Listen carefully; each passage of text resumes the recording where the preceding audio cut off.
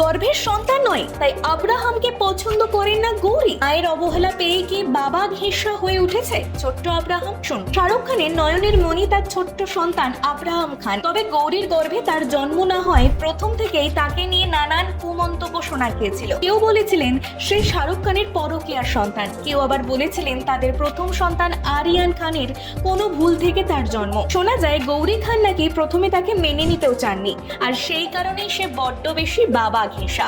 উঠতে বসতে তাকে দেখা যায় বাবার হাত ধরে। যেখানে গিয়েছেন শাহরুখ, ছোট থেকেই সেখানে গিয়েছে আব্রাহাম। শত কাজের মাঝেও শাহরুখ তার প্রতি বিশেষ নজর দিতে বলেননি। সে কেকেআর ম্যাচের খোলা মাঠ হোক বা তার স্কুলের অভিভাবকদের মিটিং, ছেলের রেজাল্টও সকলের সঙ্গে ভাগ করে নিতে দেখা যায় তাকে। তবে কি শাহরুখ খানের এই বিশেষ নজরদারি কেবল গৌরী খানের অভাব পূরণের জন্যই? এই প্রশ্ন আজও বহুজন তোলেন, যদিও কোথাও গিয়ে এই তথ্যকে ভুল প্রমাণ করে দিয়েছে সময়। কারণ শাহরুখ খান একাধিকবার জানিয়েছিলেন গৌরী খানের মা হওয়া নিয়ে বেশ কিছু সমস্যা রয়েছে। বারবার প্রসবের সময় তাকে জীবন নিয়ে ঝুঁকির মুখে পড়তে হয়েছে।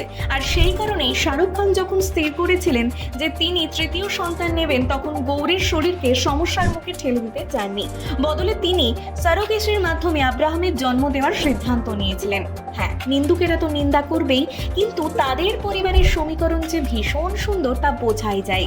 গৌরীর বিরুদ্ধে গিয়ে নয়, বরং গৌরীর স্বাস্থ্যের জন্যই শাহরুখ খান এমনটা করেছিলেন। বর্তমানে আব্রাহামকে মা গৌরীর সঙ্গেও একাধিকবার দেখা যায়। কিং খান তার পরিবার নিয়ে ভীষণ যত্নশীল। 2 ছেলে এবং 1 মেয়ে নিয়ে শাহরুখ খানের সুখের পরিবারে কোনোদিন কোনো ভাঙন ধরেনি।